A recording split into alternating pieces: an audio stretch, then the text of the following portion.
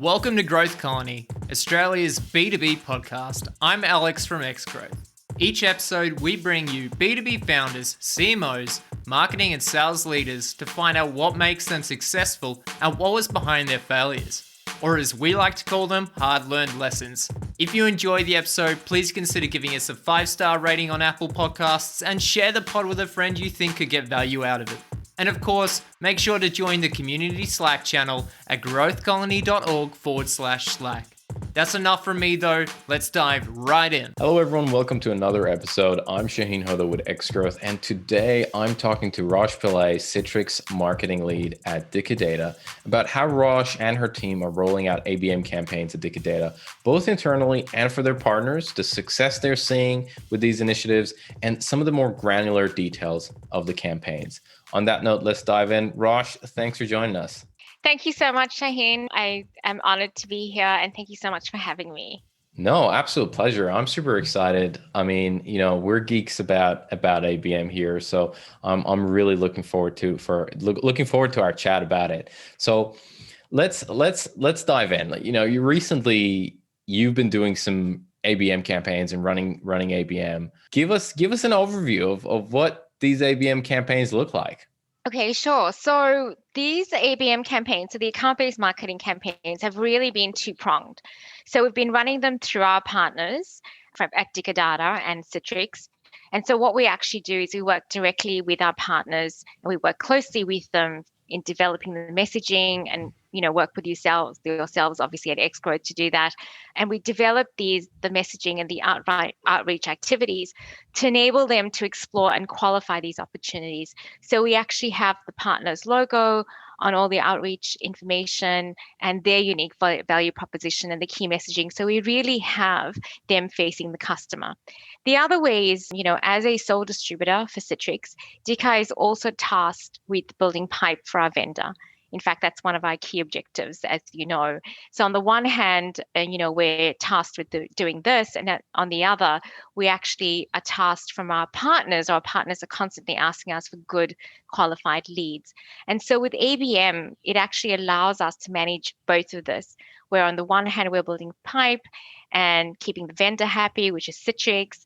And then, we're also fulfilling these for our partners. And so we're satisfying our partners, providing them with good quality leads. So it really ends up being a great collaborative effort for all of us. And it becomes a win-win situation.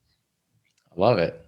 And, just like you said, I know that you and the team run a lot of different marketing and sales initiatives. What kind of, why the shift to ABM? Why did that happen?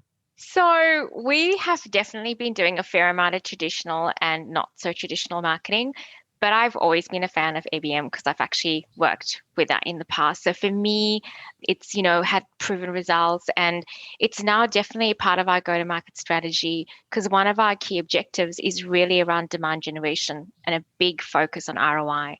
So as much as ABM is more of a relationship sell, the reality is the ROI that comes with ABM is a lot more tangible. And especially with the pandemic last year, we found that, the cold calling campaigns that we were doing they were at an all-time high, but they weren't as effective. And even though we had segmented and targeted the sectors that we were going after and that we wanted to focus on, realistically, ABM actually gave us a better ROI overall. Got it. So, it sounds like the ROI was the key component there. Let's talk about that. Like what were some of the results I know, again, there's some ongoing stuff that are happening. There was some stuff that were finalized. What were some of the results you were seeing from the campaigns, the ABM campaigns? So yes, I'd love to share that with you. And one of our partners that we've worked really closely with conducted this last ABM campaign that we just did. So we spent around $28,000, and the return on investment that we have to date is around 1.4 million and ongoing. And as you said, the reality is, that's a key metric for us. So that's one of the key reasons for us to go and further investigate how we can deepen our strategy with ABM. Got it. I mean, that sounds like awesome results, right? That's And that's also hard to kind of come by in especially that high ticket, complex sales environment where you would have maybe the traditional marketing and advertising campaigns that it's really hard to get that kind of ROI from. Tell us a little bit about some of the recent ones. What's in store with some of the recent campaigns? So you're right. I mean, when I said to you initially that the campaigns are two-pronged, I think I mentioned that, we work with our partners directly and we sell through to the end user or the customer. So we do ABM campaigns with that. And we also actually work with the account execs at Citrix. So as a sole distributor for Citrix, Data, has that unique capability. And so what we do is we work directly with the account execs where we're focused on a set of targeted accounts that we really want to extend our reach within. And for this next campaign, we're going to focus on security because, as you know, most of us are in lockdown or in and out of lockdown, and New South Wales is actually back on lockdown. So, security is a huge concern today for most organizations because a lot of the employees are working remotely. They have lots of different things on their computers, and it's a computer. So rightly so, organizations have that need to have their employees be more secure. And so we've worked closely with Xgrowth, who's helped us to develop some key messaging to address these concerns, targeting these key personas within these accounts. And so the focus is really going to be around security and, how Citrix can actually help you with that. I love it. And, you talked about messaging quite a lot, and that's such an important component. I feel like there are certain very important pieces when running an ABM campaign, and the messaging piece is quite critical because it's not as this is our message to the whole market. It's it's a lot more granular. It could be at a persona specific focus, or it could be down to the account. And I love that you brought that out. So tell us a little bit. Let's dig in and talk a little bit about the themes that we're looking at. So that's a good way of a good introduction, really, because the theme is a little bit different to what we normally would do. And I think considering this current situation that we're all in, we've gone for a Zen security theme. And what that relates to in some ways, or in a lot of ways really, is around mindfulness. So one of the key things that we've done that is because, one of the captions is so you as an organization can rest easy because Citrix is going to help you to manage your security better. And at the end of the day, we want to focus on mindfulness where, a lot of organizations are probably having a lot closer to what they ever used to be. And so mindfulness has become a big part of most organizations these days. Yeah, I agree with you, and I think it's in the age of Zoom fatigue and back-to-back video calls, and especially from security perspective, like you hear the news popping up every day of this company got compromised and that company got compromised and that database was breached and so on and so forth. It's like it feels quite intense when it comes to the security team. But I also know that the whole concept of mindfulness and meditative work and all that's pretty close to heart for you as well. Is that right? Yeah, it is. And I have a big smile on my face if you can hear it through my voice. So mindfulness is definitely close to my heart. It's been something that has been a passion of mine for as long as I can remember. And, my mission in life has always really been to help people be the best versions of themselves. And as you know, I am a yoga and meditation coach, and I've been practicing for quite some time now. In fact, I first went to India in '96, which is a huge game changer for me. But I actually started practicing yoga in '98 when I lived in the UK. And when I came back home, in 2003, I got pneumonia. So I had to do something less active, if you like. In saying that, yoga is actually very active, but it's different. And to me, yoga is really a way of your life because it really is the union of your body, your soul, and your mind.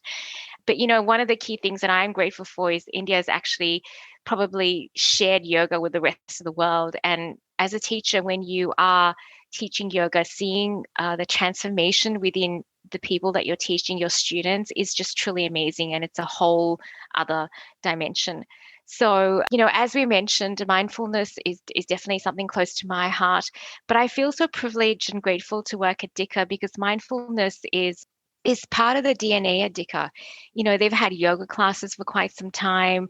We do a meditation session that I run for them every week on a Tuesday. And I've noticed these days too that a lot of corporates do have a plan around wellness, which is great. But I think a lot of corporates also are mindful of the fact that they need to make a profit, because the reality is you can't just spend this time on your employees. You want to know what you're getting back from it. And I totally agree, because the reality is that's why businesses exist these days. But to me, I think the reality is investing in your individuals and teams, arming them with mind-friendly structures and tools actually enable them to be more agile and resilient. And that in turn will benefit your organizations as teams, and individuals more so will be so much more happier and productive. And I wanted to share with the listeners, there's a great study that they did at Harvard, Massachusetts General Hospital, where they showed that only in 8 weeks after mindfulness, there was a huge change in the hippocampus and the amygdala, which is really both parts of the limbic system of the brain. So the hippocampus is closely aligned to the memory function or formation. And so what they found is after 8 weeks of mindfulness, an increase of the gray matter density of the hippocampus was observed, which indicates that you had an improved learning and memory. And so you had better focus and clarity. And simultaneously, there was a decrease in gray matter density, which is of the amygdala. And so that basically means that you have a decrease of stress and an increase of compassion, introspection, and self-awareness.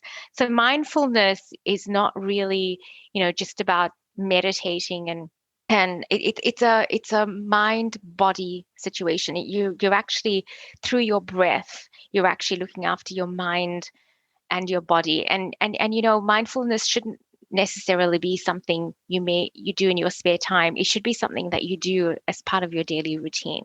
I love this tangent. I mean, I would imagine like people listening, they're like, "Hey, well, hold on, we were talking about ABM, or what's going on?" But first of all, this became clear when we were working on the theme, right? Like we Yeah. came back and we were like talking about, "Hey, we really want to focus on Zen," and then you Yeah. were like, "Oh, this is so cool. I can contribute so much to this," Yeah. and then it became even a bigger discussion. And I love we went on this tangent because I think even as marketers, man, we're under stress. It's like it's Totally. stressful to pump out those MQLs and generate that pipeline and answer decision makers who want everything yesterday. And so I'm glad that you brought it up. Now, while we're on this topic, right? Yeah. I also know that you run your own kind of sessions, and you do that both for kind of marketers and non-marketers. What do you do kind of like classes and sessions on this topic? Yeah, so I teach yoga and meditation, but I do that voluntarily. But I also teach with an organization called TLEX, which stands for Transformational Leadership for Excellence, and I volunteer to them. So I teach pro bono, and so they really probably emphasize a lot of what I've just mentioned earlier on, where they show you the scientific benefits of mindfulness. And they go primarily to corporates and teach employees and their teams, mindfulness techniques as well as mind friendly structures. And you can learn the SKY technique, which is one of the key things that the Mind Matters course for agility and resilience actually teaches. So I am, funny enough, you asked, teaching a course with a senior trainer from Europe, because the head office is based in Switzerland. And it's all online. It's just a couple of hours in the evenings from the 23rd to the 26th of August. And we usually try and have courses every month. And so, yeah, so, you can find me on LinkedIn and just ping me if you like and ask for more information. And I can share it with you guys and share it with the listeners.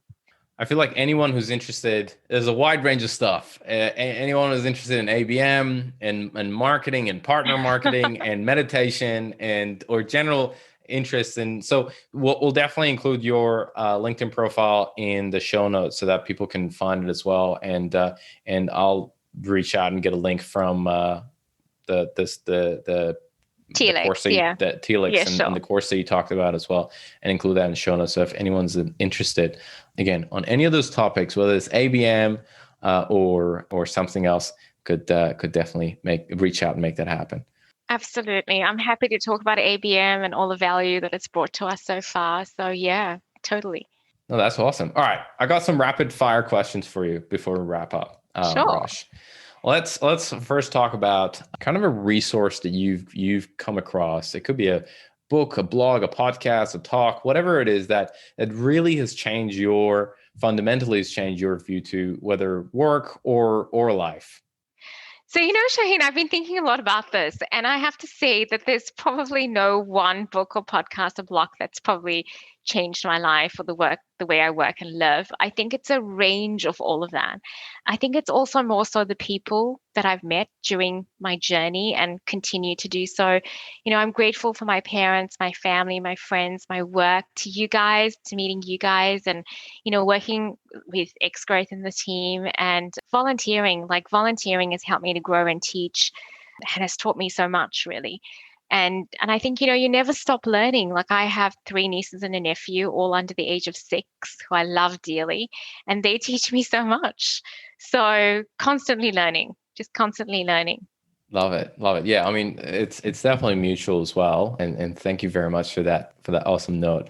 But let me go to question number 2. All right. So if you could give one piece of advice to B2B marketers, what would it be? I would have to say to listen. So listen to all your key stakeholders, but most of all, listen to yourself. And I think sometimes what tends to happen, I do it myself, you don't listen to yourself, and know that you within yourself actually probably know better than anybody else to an extent. I'm not saying be arrogant about it, but I'm just saying listen to yourself. Don't be afraid to ask the questions. There's never such a thing as a dumb question. Try not to be as reactive. I know that's, much easier said than done, but take it all in and digest it and respond. Because you'll find that you'll then become a lot more self-aware, and you'll understand that going within actually allows you to make much more insightful and better decisions. That's an awesome answer. What are some of the influencers in the kind of marketing and sale in the B2B space that you follow? So honestly, I'm probably not your regular person here. I follow more of a spiritual path, as to me, this is what really grounds me and helps me. And, it helps me to give me purpose. And to me, knowing who you are, what your purpose is, and why you're here is really the greatest gift to mankind. Got it. Love it. Okay. Last question. Last question is, what's something that excites you about B2B today? So there's a lot that excites me about B2B today, especially when you look at life. I think we all are where we need to be, and the universe is actually a great provider. So technology is a key enabler. I've been in it for a number of years, and I used to always wonder why I'm here, but I finally know why I'm here. It's pretty much in every single facet of our lives. But humanity is really the key. And without people and human interaction, technology will not work as well as it does. If I can share one thing with everyone today, that is value the people in your teams and your organizations, and know that they are actually your biggest asset. A company is just bricks and mortar. It's the people and relationships that make the culture. And as Peter Drucker says, culture eats strategy for breakfast. So focus on your people and their well-being, as this is what will surely lead you to organizational success, and the profits will definitely follow. I love it. That was a solid point. I don't think we can beat that and end the podcast on a higher note. I really appreciate it, Rosh. I think you shared a lot of really interesting points, whether it was about ABM, spirituality, meditation. I think we covered a wide range of topics, which I love, and it's always good to mix it up. So I really appreciate it, and thanks again for coming on the podcast. Well, you're very kind, Shahin. Thank you so much for your beautiful comments, and you're very welcome. And as I mentioned, I've learned a lot from working with you and the team, and I so look forward to what the future holds for all of us together. Absolutely. Same over here. Thanks a lot, Rosh. Chat soon. Thank you so much for the opportunity. Take care. Thanks so much for joining us on this episode. If you enjoyed it, please consider leaving us that 5-star rating on Apple Podcasts and sharing the pod with a friend. If you'd like to continue the conversation, please make sure to join the community Slack channel at growthcolony.org/ growthcolony.org/Slack. growthcolony.org/Slack. Thanks again for all the support, and we're looking forward to seeing you again in the next one.